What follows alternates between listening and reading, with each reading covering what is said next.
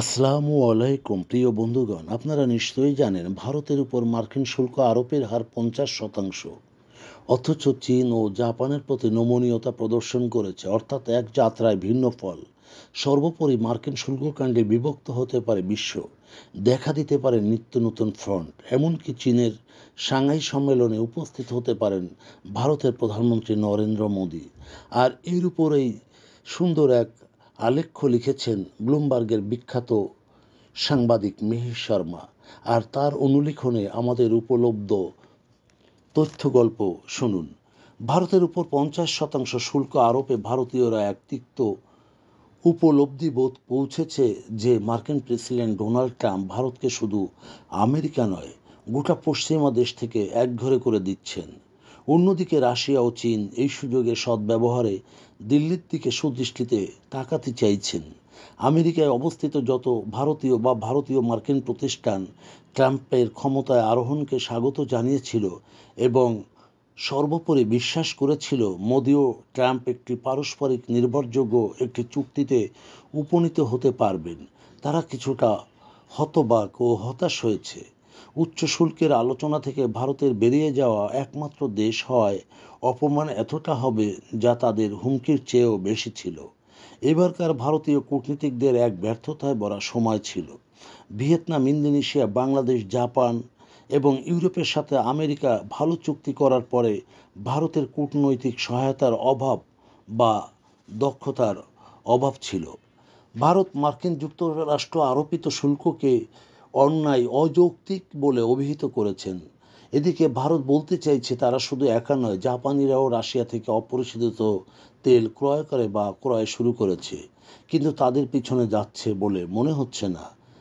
জ্বালানি ক্রয়ের জন্য চীন কোনো জরিমানার শিকার হয়নি, তবে নীরবতা ক্ষোভকে ঢেকে রাখে। ট্রাম্প যদি রাশিয়াকে নিয়ন্ত্রণ করতে চান, তাহলে তার ক্রোধের মূল লক্ষ্য হলো চীন। ভারতের তুলনায় পুতিনকে চীন অর্থনৈতিক, রাজনৈতিকভাবে অনেক বেশি অর্থবহ সহায়তা প্রদান করে থাকে। প্রতীয়মান হয় ট্রাম্পের জন্য চীন এখনই এতটাই শক্তিশালী যে তারা হুমকি দিতে পারবে না। হয়তো এমনকি আলোচনার জন্য মার্কিন যুক্তরাষ্ট্রের সাথে চুক্তিতে পৌঁছানোর জন্য আরও সময় দেওয়া হবে এবং ভারতকে দায়মুক্তি না দিয়ে তারা মস্কোকে সমর্থন অব্যাহত রাখতে পারে।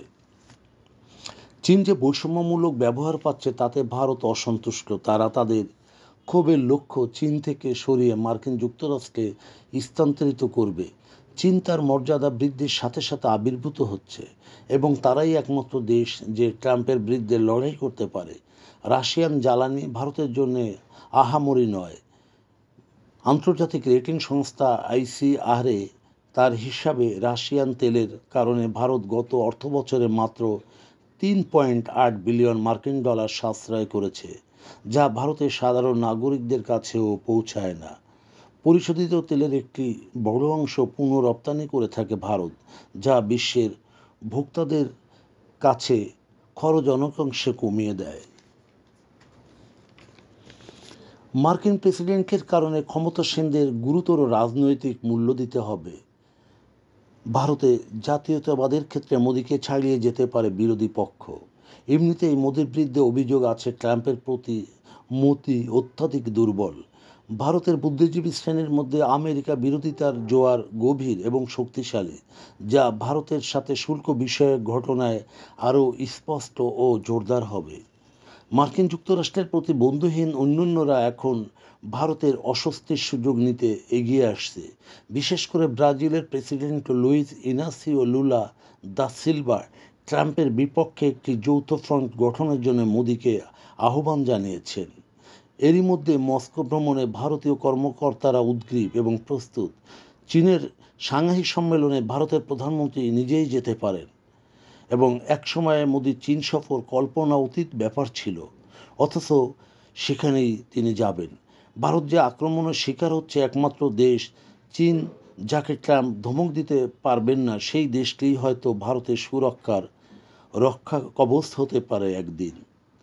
বন্ধুগণ, যদি আমাদের এই তথ্য গল্প আপনার ভালো লাগে তাহলে লাইক এবং শেয়ার দিন এবং আজ আমাদের সঙ্গে থাকার জন্যে ধন্যবাদ। আমাদের ফলো দিন এবং সাবস্ক্রাইব করুন।